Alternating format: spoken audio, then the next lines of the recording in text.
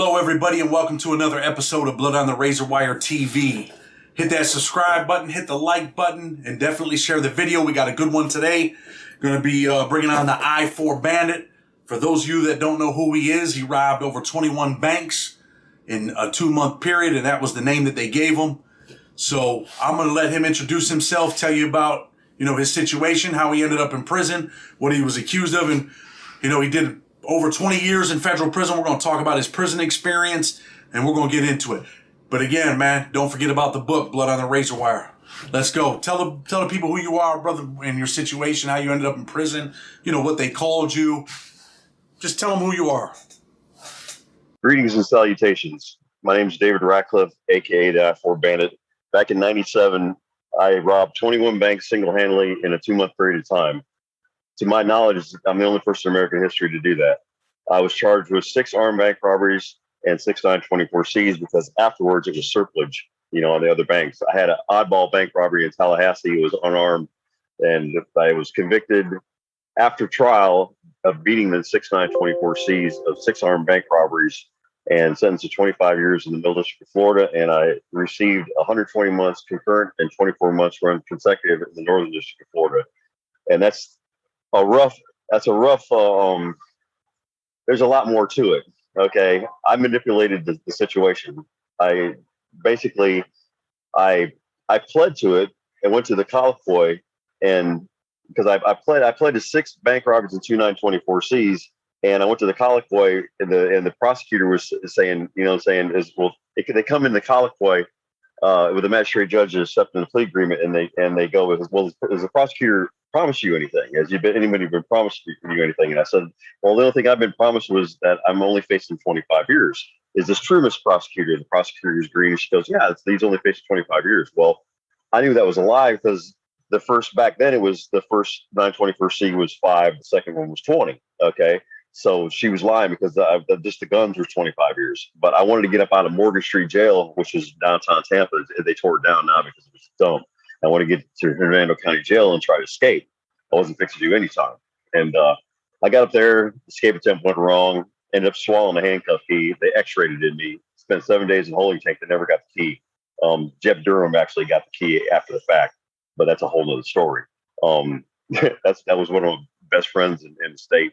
And I don't know if you know him or not, Chad, but he's the guy that almost got out of Lee County. He got over the death guilt fence with Chevy. That was with Chevy. I know Chevy, man. Chevy actually drew the tattoo, man, that I got on my chest. He drew that for me, and I had someone else tattoo it. But wow, I know Chevy, man, really well. Yeah, I helped because I got mad at him because I told him, I said, wait until you get up to Sarasota, to try to escape, because you're never going to get out of this jail down here. It's a dungeon, right? But he was all freaked out because his old lady was just having a kid, and he tries to get up out of Morgan Street, and they caught him. And he ends up in Leavenworth, maybe freaking like a year and a half later, after he gets done with all the stuff. He's like, Dave, you're the only person I can trust, blah, blah, blah. And he gets me in this big ass, escape attempt with his ass. He gets all the way up on top of freaking B cell house, and he comes back down because the lights shined on him from one of the towers, and he hit on top of the freaking gym, and they caught him there. He went to ADX for like 7 years, and they finally kicked him out. And then I ran into him again at Lee County, up there. Yeah. When that happened. But then I came back down. I withdrew my plea for any fair or just reason under Rule 33. Okay. No, it wasn't Rule 30. It's 31E. Excuse me. It's been a long time since I even dealt with any kind of plea, stuff. But because I got the transcripts, the public defender was like, well, hey, look, I'm going to withdraw for any, conflict of interest, blah, blah, blah. And I got a guy that stuttered for a counsel who just got out of law school. And we're going to sentencing, and between lawyers, I filed a supplemental of authority and laid it down. And the judge allowed me to withdraw my plea. Well, the prosecutor's mad at me now, and she wants to, do a second superseding indictment, hit me with four more 924Cs, try to pressure me into taking 36 and a half years. Like, screw you, let's go, let's run the trial. And I told a better story. 5.5 hour jury deliberation, 36 government witnesses, 2 defense witnesses, and I basically said I had a toy gun. I had a Glock 17 9mm. They never got it. They never had a gun expert. They had 36 tellers there basically saying they seen it for a couple seconds. They didn't know what it was. It could be anything. You know what I'm saying? So listen, You end up beating the 924Cs at trial, right? Yes. You go to prison. Let me ask you this. What was the first prison you went to? Leavenworth. So you went to Leavenworth back then when it was a maximum security prison? Yes. In 99, yes. Who were you there with, man, that was high profile? Because I know there's some high profile dudes there. I was there with Hans the Butcher, B-Lower, Hans the Butcher. I was with Big Jerry. There was Lonnie. All the mobsters, the Boston mobsters were there. Sal Leone, he was there. Dave, before he became, before Kentucky Dave took over Big Sandy there. I remember him when he just came in and he had long hair down like in the middle of his back. You know what I'm saying? I remember him from, way back then. Drew, I don't know if you knew, I can't remember Drew's damn name, but he looked so young when he was walking down the main corridor that the captain said, "Hey, look, you can't be on the compound. You got to go because you look like 14 years old. We had to get him out of the damn hole." Yeah. But I mean, there's a lot of, let me see, who else was high profile there? There was the shoot the terrorists that bombed the freaking the towers the first time, and then when it happened, when I was there when the towers got hit again, and they locked us down, they took them off the compound. Yeah, but yeah, it was a crazy spot. So listen, I mean, we're gonna get into the prison thing and stuff like that, but yeah. I had one of my viewers last night, this woman Christina, right? She wanted me to ask you a question. She sent it to me on Instagram because you must have said, "Hey, I'm gonna go on Chad's show tomorrow for an interview." So yes, she wants to know, is there anything or any woman worth going back to prison for? She wanted me to ask you that. Do you know this lady? Christina Alaniz? No, I don't. Well, she had that specific question, man. Did something happen with you or? No, I mean, it's nothing. I've never met her at all. I have no idea. The only person, see, I fell in love with an ER nurse back in '97, and I was only out 4.5 months. I just got done doing 7.5 on 8 in the state of Florida. I got out April 1st, 1997. I got locked up August 23rd, 1997. Since 1986, I've been out 10 months. I've been 2 back-to-back years in driver's criminal license, Orange County Jail before that. All right. So when I went to trial, what really saved me, and I've read, some law reviews on this, is what the most trusted witness is, Chad? It's a health provider. Okay. And she was an ER nurse, and she went up and testified that, I lived with the man for a little while, and I've never seen him with a gun, but I've seen him with a toy gun that looked, saying that he played like it was real. And she was the reason why I was found not guilty of that, because the jury believed her. You know what I'm saying? So why is this chick asking me to ask you that question, man? Is there anything or any woman worth going back to prison for? Is there? Okay, here's what's I got to go into my code on this, right? Okay, the first in my code is honor. I'm going to do right action regardless. If there's a kid fixing to get hit by a car and it's my life that I got to throw down, it's going to happen. All right. So if the woman is wrongly accused and I can do something about it, yeah, I'll take that hit. You know what I'm saying? And I'll fix it later. You know what I'm saying? Because I'm a legal mind like you. So I'm not gonna let her suffer for it because I'm that kind of person. If I love her, you know what I'm saying? I mean, if she's, that's a hard question.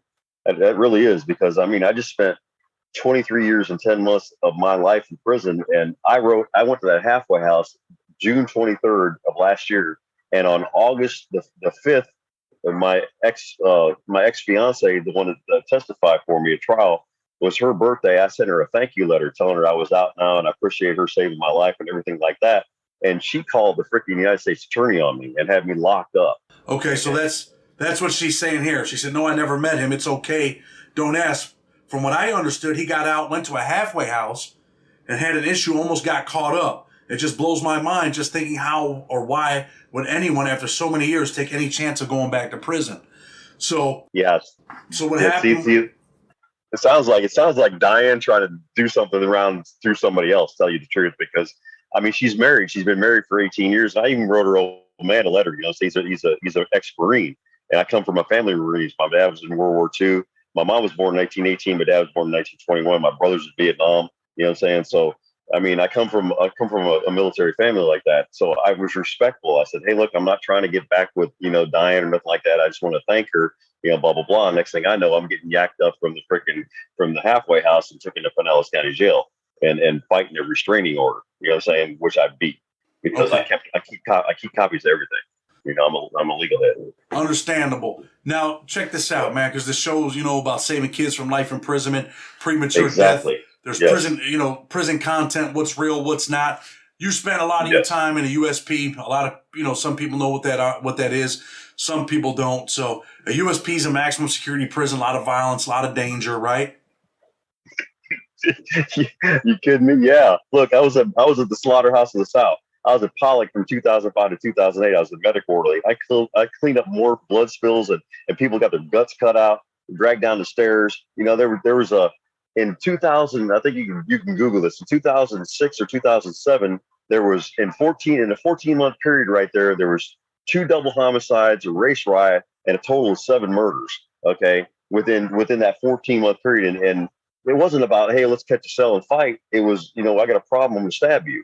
You know what I'm saying? They took out the lockers in the place and they put in freaking the screening for the lockers. There people had tied sheets on the bunk to keep, because there's no steel there. All right, everybody had a knife. It wasn't like, you you respected the next person and you didn't, you got respected. That was how it was. You were there. Different kind of place. Let's talk about, because I just talked to another dude, man, and I had mentioned this. Do you remember when Bubba Sparks was killed over there? The white dude from Alabama? Yes, I do. Let's talk about that. You probably know who Cowboy is, right? Yes, he's a rat. Yeah, I know exactly who he is. Okay, so Cowboy went back and he was kind of like the shot caller for the South down there at one time, right? Keep it real now. Okay, he was in. Okay, this is crazy. Okay, because he was in. It's A, B, and C. I originally was in C unit with Gene Gotti. He was my neighbor with Freddie Puglisi. Okay, and he's a good friend of mine. Then we all moved over to the honor dorm in B unit. Okay, and that happened. We were in 1, 2. We were in B3, and that happened in B2. Okay, Gar was a Texas AB, but he's a good dude. I don't care for a lot of the Texas ABs. You know what I'm saying? But I mean, if you're a good dude, you're a good dude. You know what I'm saying? That's what. But anyway, so I actually saw the video, okay, and talked to people firsthand that's actually seen what happened down there.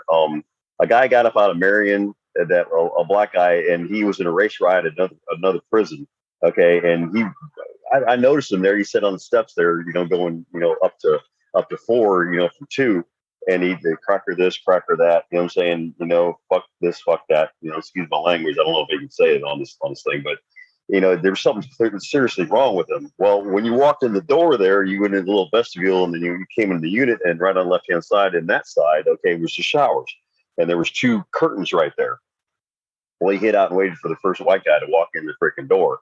And Bubba Sparks was the first white guy. He's doing time for felon possession of a firearm. He shouldn't have even been at that penitentiary. He was a good kid, I'm saying, respectful.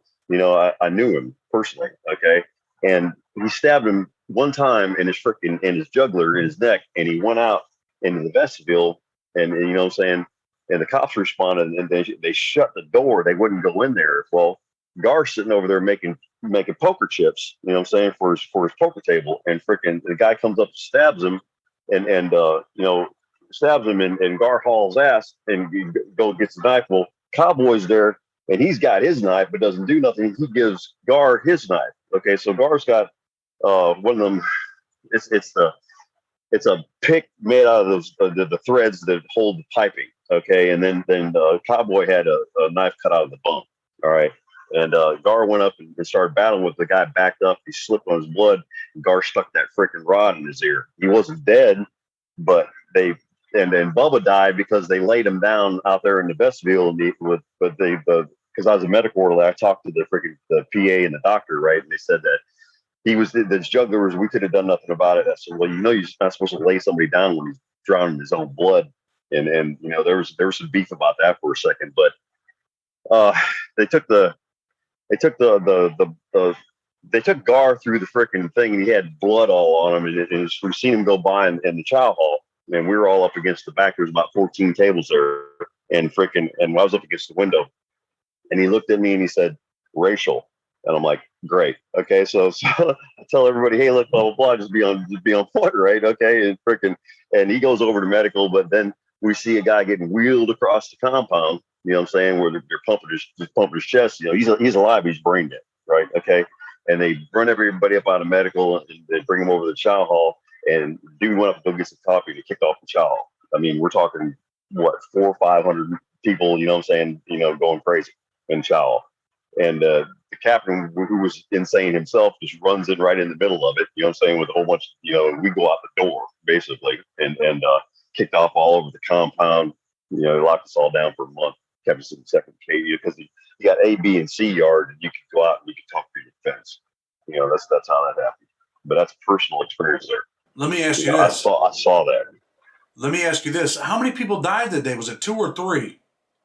It was 2 that died that day. Yes. It was the guy from DC, the black guy that stabbed Bubba Sparks and Bubba Sparks. Yes. Okay. That was a double homicide. There was 2 of those that happened like that. There was another guy that was in C unit. I was up playing Texas Hold'em and went down to pop some popcorn, and the one guy stabs him just one time in the vestibule, and he drops and he's dead. I mean, they run over there and they check him out. The nurse shakes his head, and they just grab his legs and drag him out from the freaking vestibule, shut the door. We're back. We're going to be back to normal the next day, but they went to count, and over there, freaking in B unit, B1, there's a dude that's dead in the shower. Supposedly he killed himself, you know, but the knife's downstairs in the trash can. You know, the warden wanted to retire. His name was Menifee, and he just wiped that one underneath the table. That's the only place in BOP history that there's been 2 double homicides like that. You know what I'm saying? What were the second homicide? Were they white dudes, black dudes, Hispanic, Mexican? What were they? The first one was black dude. Yeah, well, the one was the situation I told you with Chad and DC. I mean, with Bubba Sparks and the DC guy, right? Okay. The other one was a black guy in the vestibule, and the other one was a white guy. It was Sammy. I think it was some friend of Sammy's up there, and I can't remember his last name though. In B1, yeah. What, did the dude kill the dude? Or was it 2 separate dudes? Like a dude killed this dude and a dude killed that dude? Okay, yeah, 2 separate dudes. 2 separate dudes. Like the one guy, you know, he killed the guy and he was back in the shoe screaming, I didn't mean to kill him. I didn't mean to kill him. I just stabbed him once. And that's all it takes. You know what I'm saying? Really, it takes about an inch, you know, right in a certain spot and you're dead. And the other one, it was like, oh, he committed suicide, but he has his laundry all done up. He's got his freaking commissary list made out and all this other stuff. And then the knife he supposedly killed himself with, you know what I'm saying, is down in the trash can downstairs, and he's up in the upstairs shower. And they swept. Okay, so yeah, they swept that one underneath the table. All right, yeah. So I could tell you stories, man. Look, I caused the bleachers at Leavenworth get tore down. Okay, that's a whole other story there. Escape attempt at freaking Leavenworth. I spent 21 months of the whole at Leavenworth for getting. Well, the bleachers got tore down because they found a whole bunch of escape paraphernalia around there, and they locked us under investigation because somebody told on us, right? Okay. Then they brought in 98 trucks in there, and they took the stone bleachers down. The warden dies. O'Connor dies that week of a heart attack, and it cost them $185,000 to take them bleachers down, and then they got hit with destroying a historical landmark, $50,000 after the fact. They didn't like me too much there. Yeah. So let me ask you this. You've seen a bunch of murders in prison, and honestly, you laugh a little bit. You're like, eh. Oh, man. But let me ask you this. Yeah. Did you become immune to people getting killed in prison? Keep it real, man. Yeah, I did. I seen a person's throat get cut in the movie theater freaking at Leavenworth, and we all sat there and watched the movie, and blood was running down between the seats. Yeah, I've seen some gruesome things in prison. Okay, I'm immune to it basically. I'm sorry to say that, but I mean, yeah. In a civilized society, for someone to say, "Hey, dude got his throat cut," and I just sat back and kept watching the movie, right? That would sound outrageous to a person in a civilized society. But when you're living in that environment and you're living that life, man, you honestly, it's like your heart blackens, man. You become immune to it. You're just like, man, it's just another day, man. Or like, yeah, they killed that dude. I was kind of all right with him, but you just keep it moving, man. Well, I mean,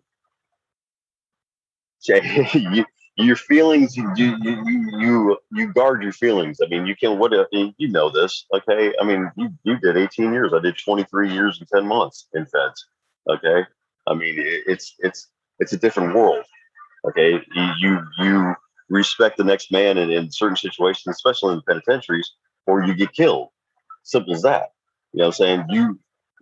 What you said, what you said was like, I know this. I know. Because I've experienced it. Yeah, I've done a lot of time. You've done a lot of time. I've been in some dangerous places. You have as well. But the public doesn't know. And that's why That's true. I ask That's you that. true. It's See, not about, yeah, that's true. Yeah, the interview's not about me. It's about them, man. So I that's know, true. but I want you to tell them. So they understand. Yes. Yeah, so they can understand it. Uh, yeah. I mean, I've some of the things I've seen. Okay, standing in line, going to chow hall. You know, a person gets stabbed and he's laying there bleeding. I mean, and you just keep walking. You just go around him. You know what I'm saying? You don't sit. You don't even go to help him. Okay, you don't get involved because if you get involved, then you get locked up, and you get shipped, and you get something thrown on you, case thrown on you. You know what I'm saying? And you learn to stay away from certain things. Okay, the drugs, the gangs, the punks, all that. Okay. Myself, I took a different approach. I learned, my belief system. I went and researched. I went back in history, researched a lot of stuff, and I wanted to be in tune with myself and my ancestors. So I got into Odinism. You know what I'm saying? Everybody and their brother wanted to patch me. Okay. I mean, I was approached by every gang in the freaking system. Okay. And I was like, look, I'm not doing it. Okay. You know what I'm saying? Look, I'll be a goatee because I'm a religious leader. You know what I'm saying? Y'all don't bring the patches out here to the circle. Okay. We're united here and we're to help each other. And it's not about hate. Okay. And I had to, some of these kids that got spun up by some of these gangs, it was really, really a challenge to open their eyes to say, hey, look, it's not about that. Okay. You know what I'm saying? Yeah, everybody, if you believe in your people, cool. All right. You know what I'm saying? But that doesn't mean you have to hate the next person. You know what I'm saying? All the people's life, the 4 life sentences I got off people, they're all from a different race. You know what I'm saying? A lot of the sentences I've overturned were, you know what I'm saying, because that's right action to me. Okay. That's honor. That's why the Syrian Code of 9 is older than the 9 Noble Virtues. You know what I'm saying? But that's a belief system thing. And I truly believe in that. Okay, I believe in right action charges me up, and then my ancestor blesses me. You know what I'm saying? Through, basically being in tune with myself and my surroundings. You know what I'm saying? Hence, I met you. I hear you. Let me ask you this, right? When you were robbing banks, how old were you? I was 30 years old. I turned 31 in Waikiki Beach at the Outrigger Motel. Yep. Were you using drugs at the time? Smoking weed. That's it. So what motivated you to start robbing banks, man? 21 banks. What you do? They asked me that. They asked me that when the Band-Aid Bandits came and interviewed me at Pollock, right? Because the Band-Aid Bandits robbed like 36 banks. I said before the Band-Aid Bandits, there was the I-4 Bandit, and they asked me, "Well, why did you rob so many banks?" And I said, "Well, it would have been harder to take candy from a baby because the baby's going to cry. The bank's program to give you the money. I walked into that first bank because I just got out of state prison and I couldn't get a job as a landscape laborer, as a cook. Okay, I was a certified metal fabricator. You know what I'm saying? I got all my schooling and everything in the state, and they were fixing to violate me in 2 days. And I was like, okay, well, screw going back to a 54-man unit with 2 exhaust fans and 6 ceiling fans, and you fight all day long. Okay, I'll go to the feds where there's AC. That's my stupid ass thinking. So I literally walked up the street 2 blocks, stood in line for 20 minutes, and handed a note to a teller, and I caught a commercial teller by accident, and had no bag, and walked out with $18,600, and it went right by the bank with in a taxi cab while all the cop cars were sitting there. Okay, that was the worst thing that could happen to me because number one, it was a rush. Beat cocaine in the 80s, you know what I'm saying? When I was freaking moving that stuff. Okay, well, luckily I got freaking locked up in the county jail. And then going collecting my money in the state, and I get caught in that stuff. Okay, that's a whole other story. I've done beaten at least 3 life sentences. In the 105 mandatory, I had some charges that I ran the. Let me see. I ran the statute of limitations on that. I did Administrative Agreement Retainers Act and dismissed them. And that basically from the 80s that I never got hooked into, but I was respected by the people that were in Miami at the time. So I just I've had a hell of a life, and that's why I'm trying to write this book. I mean, written because it's 1,250 pages, but it's all in typeset, and I can't just put that in the system. I got to read it in, and then Eli Gonzalez, who's called the International Ghostwriter, he's going to help me write it. He's going to finance and all that stuff. Hey man, I apologize for yawning. I've been up since 5. That's all right. That's all right. 10 You know, o'clock. I mean, I'm a long time. Actually, I'm a long time. I've been up since 5 too. So now let me ask you this, right? What was the worst prison you were ever in?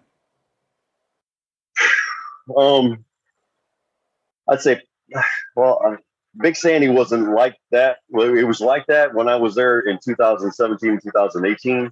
But by hands down, it was Pollock between 2006 and 2008.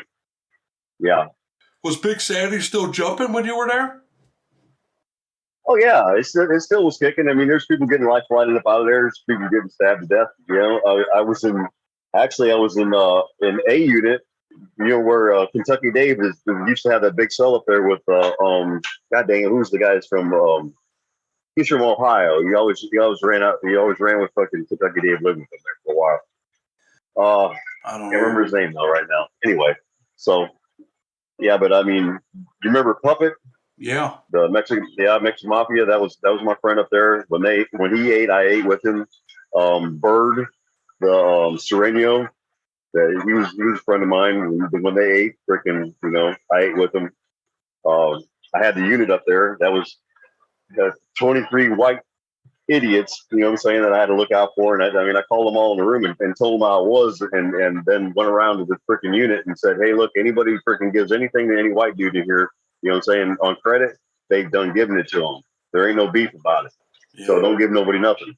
And then somebody come up from Atlanta, get a whole bunch of dope, bring it up there, you know what I'm saying, and then the other guy, people wouldn't tell them about it, and then they'd be, hey man, blah blah blah, and this and that. Like, look, they should have told you. It is what it is. You know what I'm saying? There ain't no beef. There ain't nothing. You should never gave them nothing. So let me ask you this, right? Kill that. Let's talk about this. We're going to have to bring you on, man, again, right? We're almost at the 30-minute mark. I try to keep the videos at 30 minutes, right? Man, I'm fucking... So we'll do this again, but let me ask you this. How did it feel, man, to walk out of prison after all those years, man? Scary. I'll tell you the truth. It was scary because, I mean, and look, I still don't fit. I went down to the boats parade the other day, you know what I'm saying, down there on Riverwalk, and everybody's having a great time, and I'm just there like the third wheel. You know, I mean, I don't fit anywhere. I mean, for real. I haven't really, I've met somebody that I knew for, you know, I got in contact with her. I knew her for 7 years, you know, from 2014. She's up in Massachusetts now. Her name's Jo Marie, and she's been inspirational to me in keeping my head straight. I'm not going to do nothing wrong again. My pride is I've swallowed that, you know, but it's different. I'll say that. I understand, man. I'm happy that you're home, man, that you finally got your freedom. You know, like I said, man, the show's directed, man, to save kids from life imprisonment and premature death. If you could that's what I want to do. If you could talk to your younger self and give yourself a message, what would you say to your younger self about robbing banks and just, you know, the consequences? What would you say now, in hindsight, now that you've been to prison, lost 25 years of your life? What would you tell your younger self, man?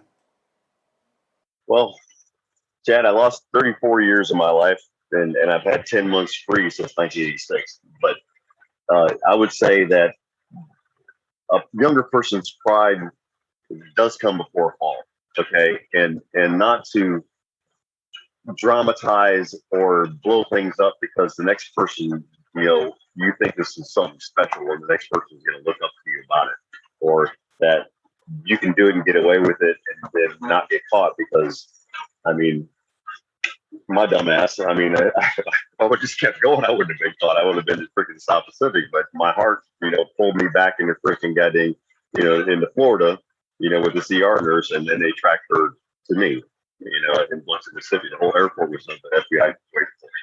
That's a whole other story. But I would say the slow road, okay, is better than the fast road.